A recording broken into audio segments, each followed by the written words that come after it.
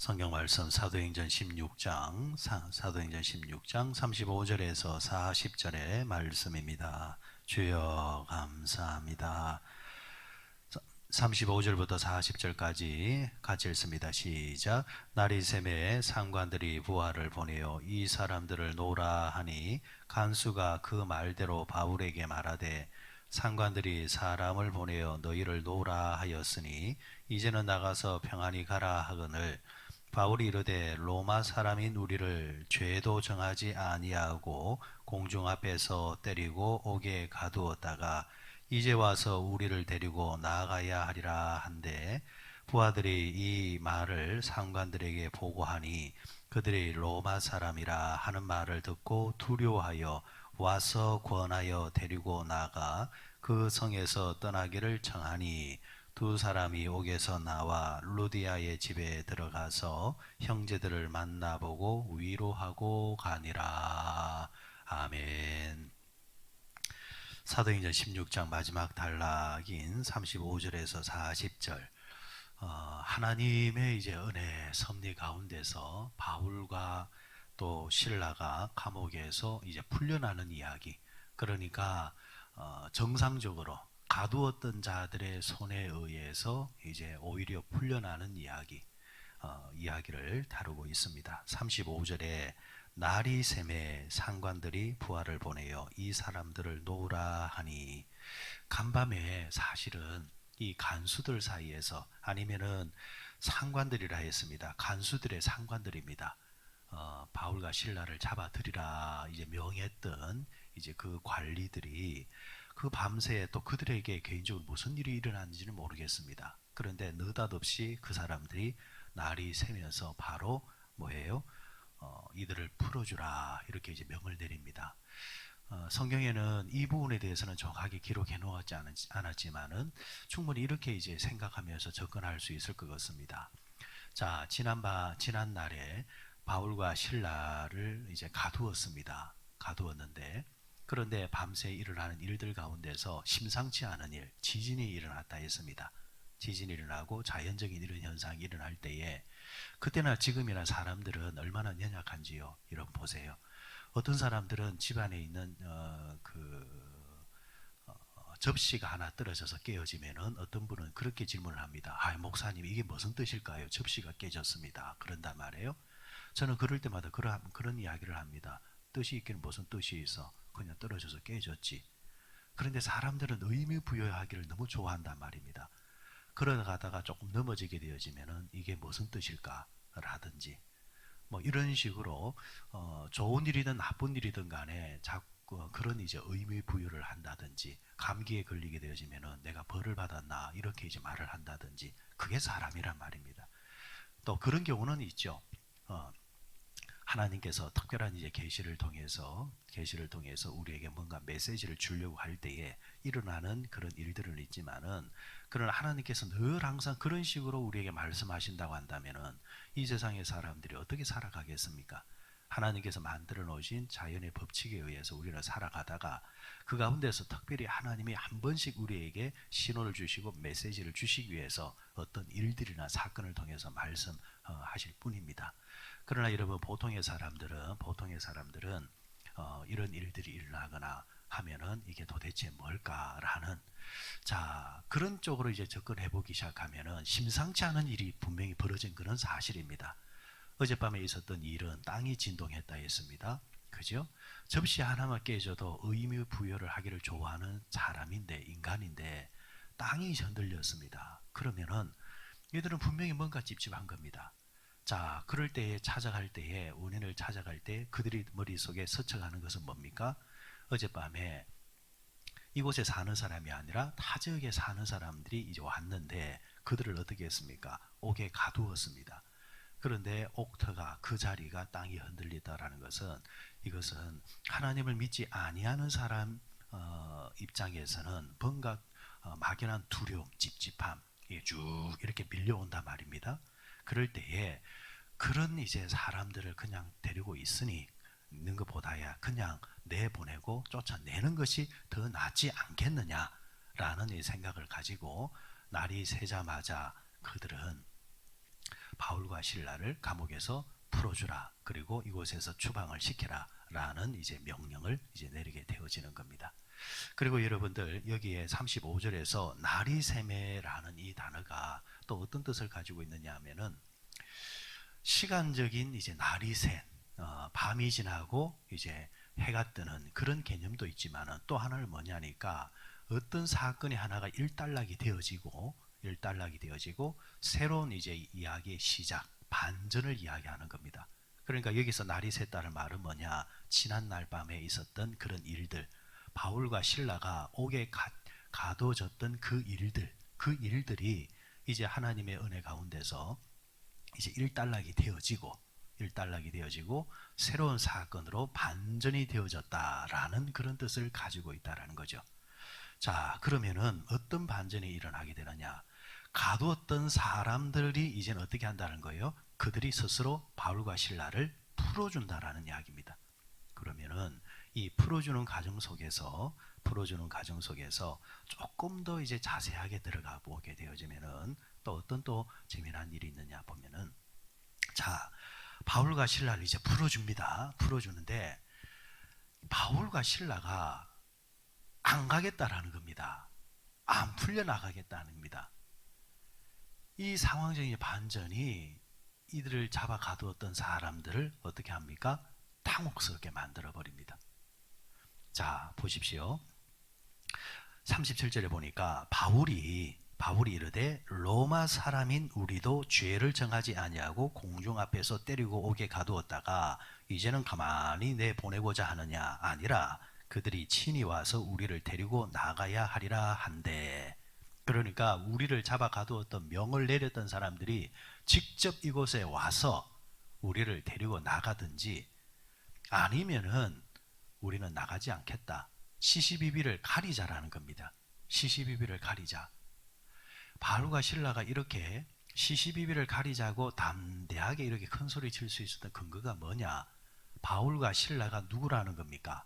로마 시민권을 가진 사람이라는 겁니다.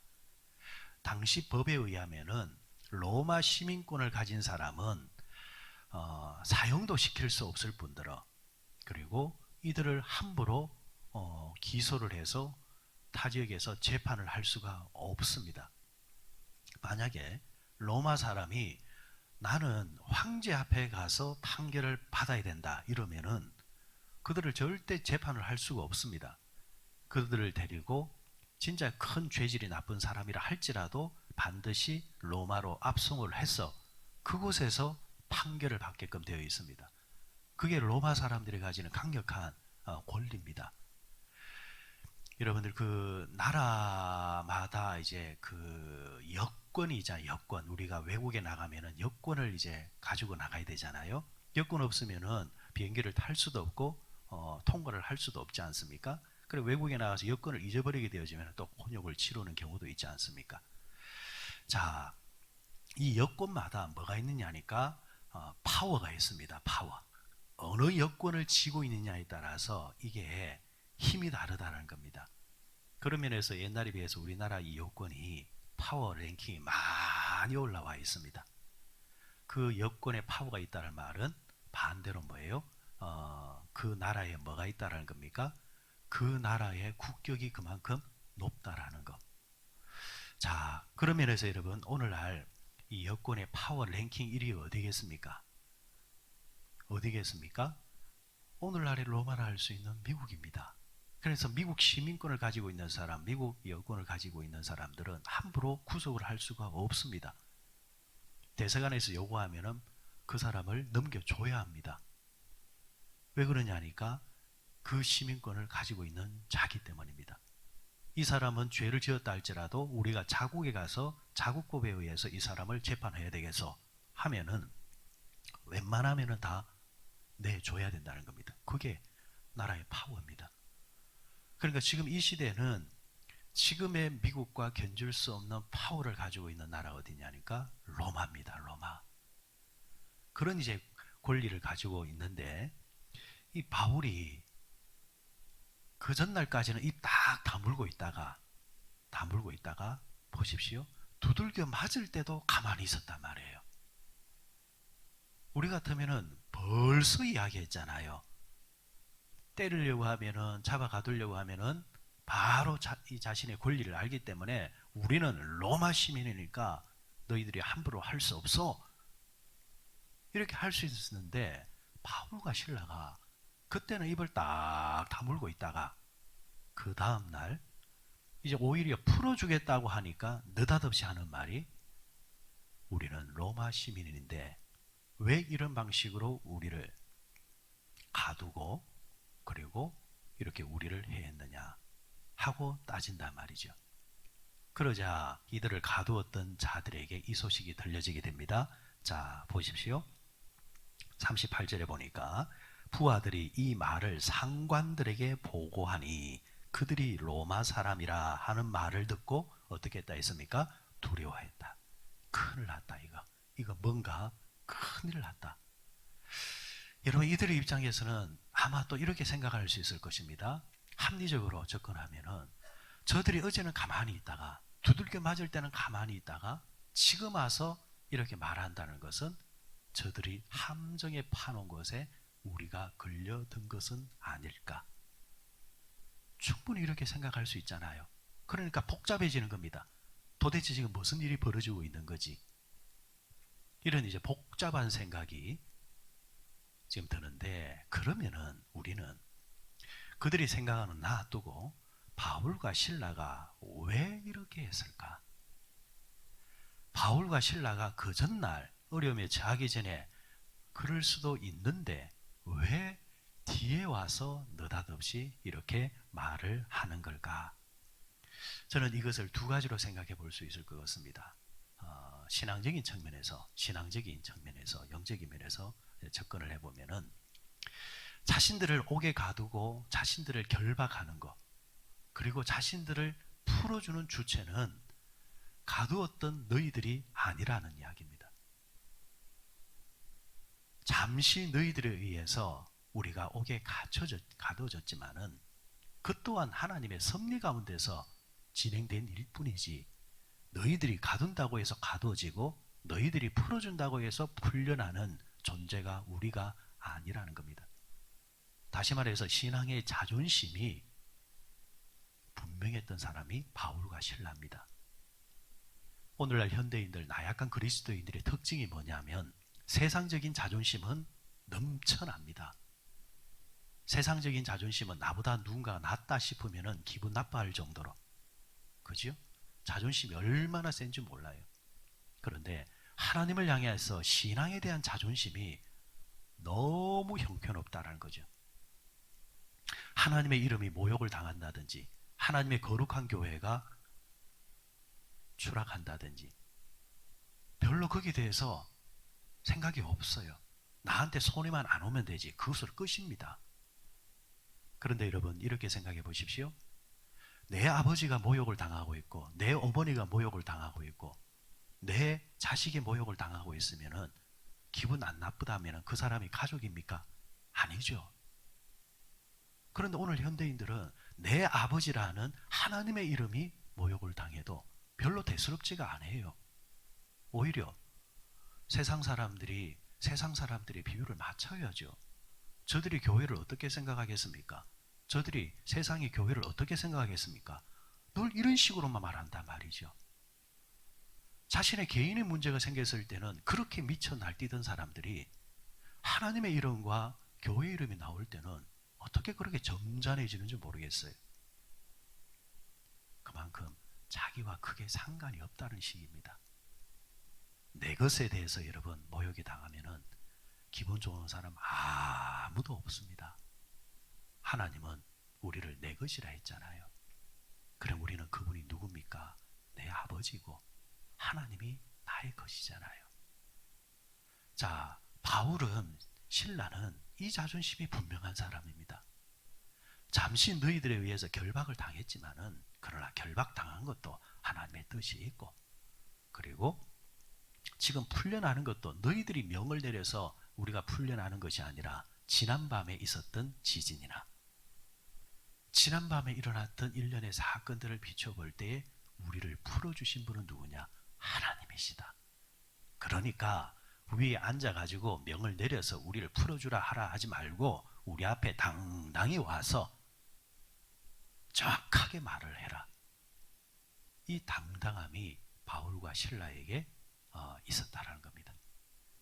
그리고 또 하나의 의미가 뭐냐면, 자, 어젯밤에 여러분 바울과 실라가 옥문이 열렸을 때에 그 길로 만약에 주랭랑을 쳤다고 한다면 어떤 일이 벌어지게 되느냐? 자신들은 괜찮습니다. 아니면은 어제 감옥에 붙잡혀 들어오기 전에 우리는 로마 사람이요 이렇게 외치면서 그 길을 벗어날 수도 있었지만, 바울과 실라의 입장에서 만약 우리가 그런 식으로 이곳을 빠져나간다고 한다면 문제는 뭐냐면은 이미 이곳에 이제 루디아를 통해서 복음이 시작되어졌습니다. 루디아를 통해서 그 집안의 사람과 또 그곳의 사람들에서 이제 복음이 전파되는 가운데 있습니다. 자, 그러면은 그들은 이제 어찌할 거냐라는 거예요.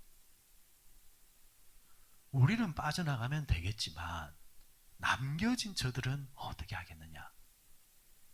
만약 그런 식으로 빠져나가게 된다면은 바울과 실라가 전한 그 복음을 똑같이 이야기하고 또 그곳에 교회를 세우는 저들은 앞으로 겪어야 되는 고난이 너무너무 크다라는 거죠. 바울과 실라는 이런 식으로 우리가 빠져나갈 수는 없다. 여기에 안전장치를 만들어 놓아야 한다. 우리가 잠시 왔다가 복음을 전하고 가면 끝이지만, 그러나 그 복음을 받고 살아가는 저들은 이제 이곳에서 살아야 될 사람들인데, 우리가 이런 식으로 빠져나간다고 한다면 저들이 어떻게 이 고난을 견뎌낼 수 있단 말이냐? 바울과 실라는 자신들이 복음을 전한 그 복음을 받아들인 사람들의 안전장치를 위해서 매듭을 정확하게 지어놓고 갑니다. 그러니까 우리는 로마 사람이고, 만일 이 일이 나중에 우리가 나가고 난 다음에 우리가 전한 교회나 복음을 받았던 성도들에게 무슨 일이 있다고 한다면 오늘 이 사건을 그냥 좌시하지 않겠다. 그러니까 그곳의 관리들 입장에서는 이걸 다시 긁어서 붓으로 만들 수 없단 말이에요. 왜? 자신들의 문제도 함께 걸려 있잖아요. 로마 사람을 묻지도 않고 따지지도 않고 재판도 하지 않고 옥에 가뒀고 그들을 쳤으니까, 때렸으니까 그들은 큰 죄를 지금 범한 상태입니다. 그러니까 약점이 이제 잡혔단 말이죠. 이후에 바울과 실라가 당당하게 나와서 이제 그곳에서 다른 곳으로 간다 할지라도 그곳에 이제 남겨져서 이제 복음을 이제 받아들이고 교회를 세워나가는 루디아 집안이나 아니면은 간수 집안이나 주 예수를 믿어라 그리하면 너와 내 집에 구원을 얻으리라 말씀을 듣고 복음을 듣고 세례를 다 받았던 그 집안이나 이제 그들로 통해서 교회가 세워져 나갈 때에 이 하나의 사건이 딱 걸려 있기 때문에 당시 핍박으로부터 어려움으로부터 피할 수 있는 안전장치가 만들어졌다는 겁니다.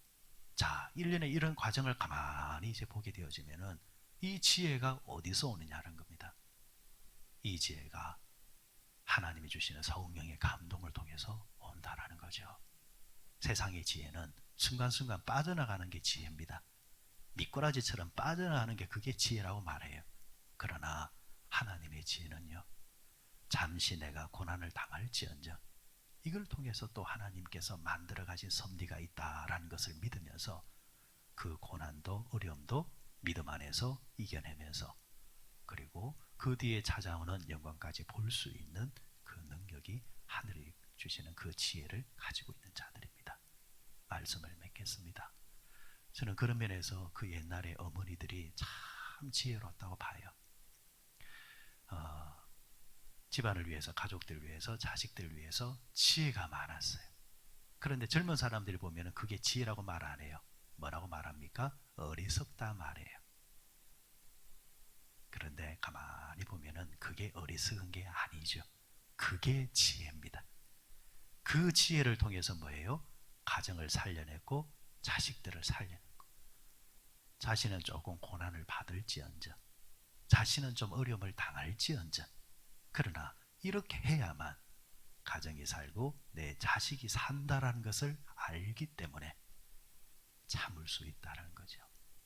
바로 그 지혜가 바울과 실라, 우리가 잠시 옥에 갇혀서 고난을 당할지언정 그러나 이렇게 해야만 복음이 살고 이곳에 있는 자들이 살게 된다는 것을 알고 그 길을 갔을 때에 하나님께서는 이런 또 놀라운 이제 은혜로 그들이 지나간 자리에 빌립보 교회가 세워지게 되어지고 훗날 초대교회를 대표하는 흩어진 교회 가운데서 초대교회를 대표하는 유명한 교회로 하나님께서 교회를 든든히 세워나가는 그 모습, 참 우리가 살아가야 되는 그리스도인으로서 살아가야 되는 아름다운 모습이라 그렇게 생각합니다.